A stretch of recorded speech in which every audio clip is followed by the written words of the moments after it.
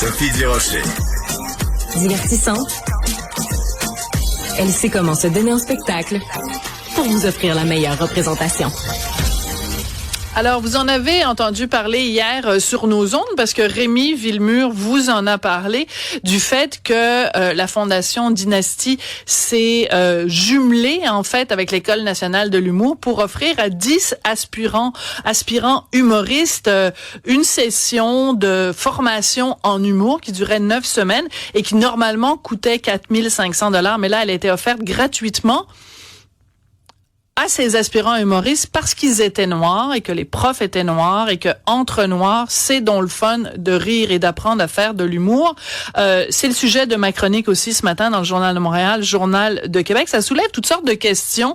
Est-ce que on doit faire comme ça de la discrimination positive, une forme de ségrégation dans le milieu culturel? J'avais envie d'en parler avec Muriel Châtelier, que vous connaissez bien parce qu'on l'interviewe souvent sur nos ondes ici à Cube. Elle est toujours pertinente et elle est surtout présidente de l'Association des Québécois unis contre le racialisme. Muriel, bonjour.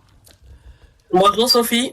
Quand on dit que votre association s'est unie contre le racialisme, est-ce que ce qui s'est passé à l'École nationale d'humour, c'est pas un cas patent de racialisme? Absolument. Justement, c'est le racialisme, c'est de segmenter la société en fonction de la race. Et moi, je dois dire que je trouve ça absolument fascinant de voir des personnes noires qui sont généralement nées ici, qui revendiquent aujourd'hui la ségrégation raciale comme un élément d'inclusion. Je trouve que je n'en reviens toujours pas. Et je vois que de plus en plus, il y a des programmes comme ça qui sont conçus pour les personnes noires seulement. Et donc, moi, je me pose encore la même question. Comment est-ce qu'on fait pour se parler si on est séparés chacun dans son groupe social? C'est un très bon point que vous amenez.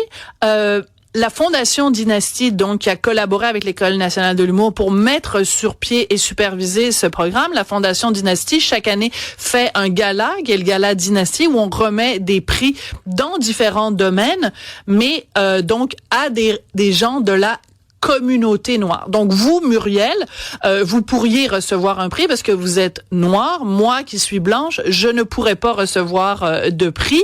Et on revendique en disant, ben c'est pour valoriser la diversité, l'inclusion et pour promouvoir le fait qu'il faut qu'il y ait plus de gens de la communauté noire au sein de la société québécoise. Qu'est-ce que vous répondez à cet argument-là?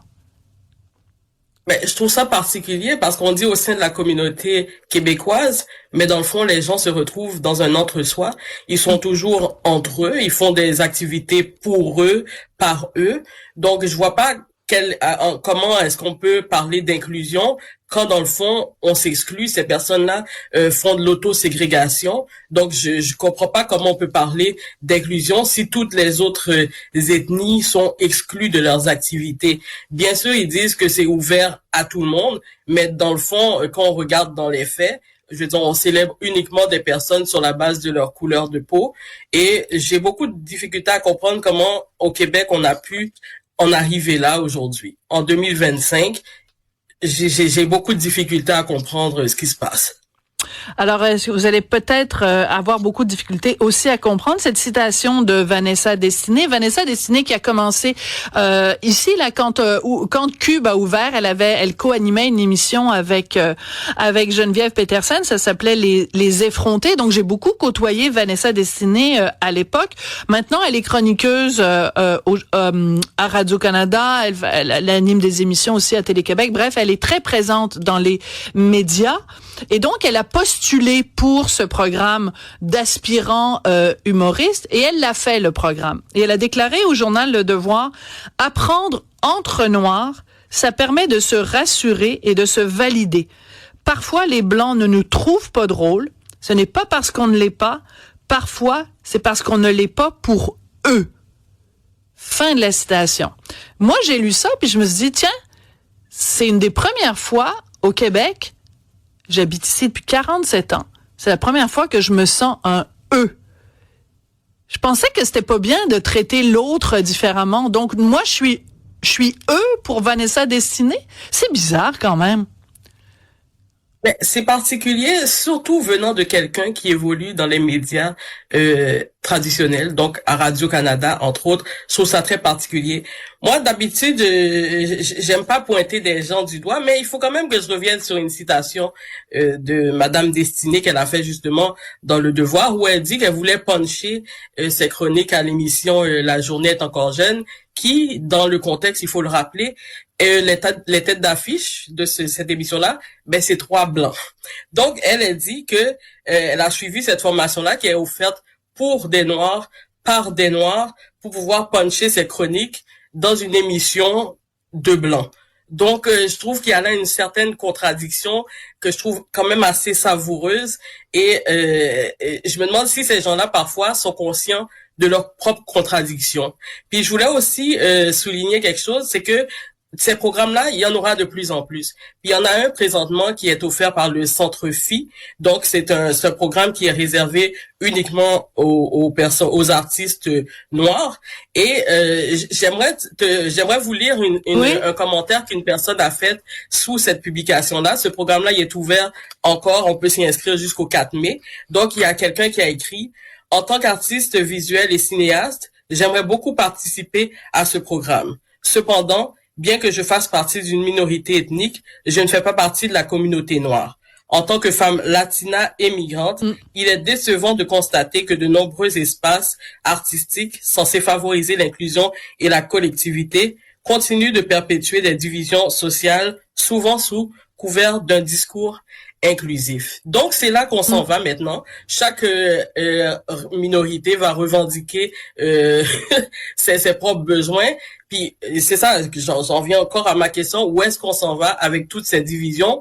Où est-ce que à quel moment dans leur discours on entend parler de valeurs communes, de citoyenneté commune, bref, de ce qui nous rassemble? Ça parle constamment de division et vraiment c'est ça, je me demande où est-ce qu'on s'en va avec des discours comme ça, que chacun tire sa couverture de son côté. Où est-ce qu'on fait, comment on fait société avec des gens comme ça? C'est une bonne question, puis en même temps, vous êtes très courageuse, Muriel, parce que je suis sûre qu'il y a des gens qui vont vous reprocher ça, qui vont dire: ah ben là, mais pourquoi t'es pas solidaire de ta communauté? Il faut qu'il y ait plus de noirs dans les médias, il faut qu'il y ait plus de noirs en humour, et vous refusez ce discours-là. Et c'est très courageux de votre part, Muriel. Je le refuse.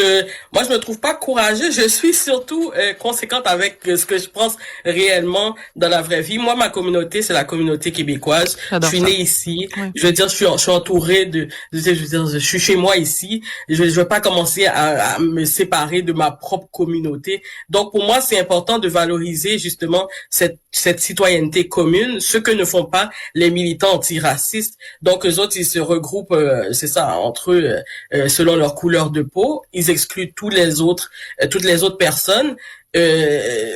Vraiment, ça me sidère qu'en 2025, des personnes qui sont généralement nées ici, qui ont suivi le même parcours à peu près que tout le monde, qui a été dans le même système scolaire, donc aujourd'hui se revendiquent des droits particuliers parce qu'ils ont une certaine couleur de peau. Moi, j'adhère absolument pas à ce discours et je ne suis certainement pas la seule à refuser ce discours-là. Voilà, c'est pour ça vous nommez, vous mettez des mots sur quelque chose qui choque beaucoup de gens, que ce soit des gens autrement dit, peu importe la couleur de leur peau. Je trouve ça très intéressant que vous ayez soulevé le Centre Phi. Je n'avais pas vu ça passer. Donc, il y a un programme qui est réservé aux personnes noires. Et je trouve ça très intéressant que vous ayez dit qu'il y a quelqu'un qui est d'origine donc latino-américaine et qui dit, ben je peux pas postuler. Donc, ça veut dire aussi que tous ces programmes qu'on fait qui sont réservés aux Noirs, on fait une différence. On dit même si vous êtes asiatique, vous pouvez pas y aller. Même si vous êtes latino, vous pouvez pas y aller. Si vous êtes, c'est pas un programme pour les autochtones non plus. Donc on dit de la diversité, mais une sorte de diversité. Je vais vous poser une question difficile Muriel.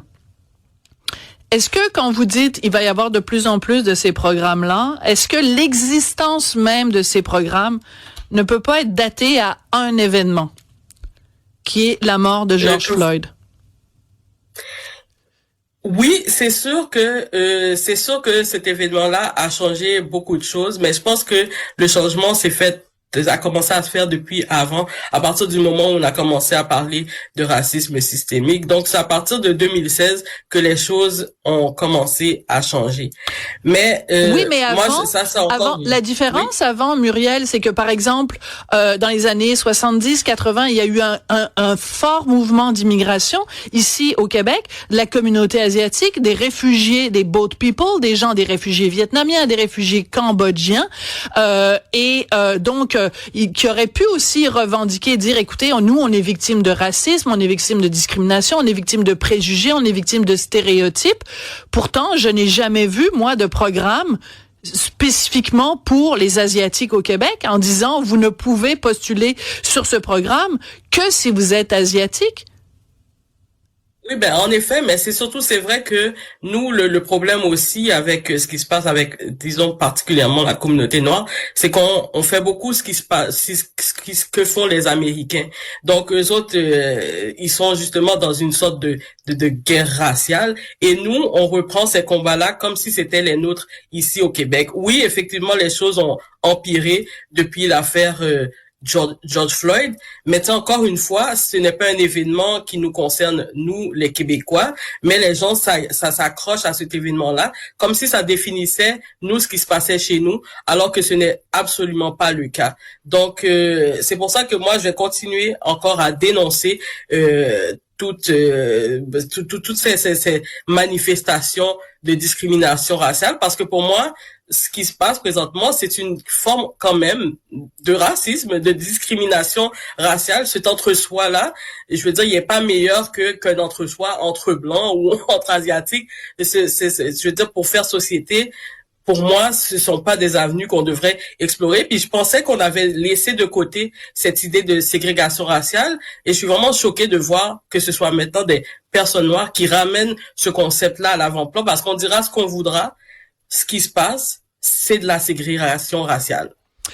Muriel Chatelier, toujours aussi pertinente et percutante, toujours intéressant de vous parler. Vous êtes présidente de l'Association des Québécois unis contre le racialisme. Merci beaucoup, Muriel. Merci, Sophie.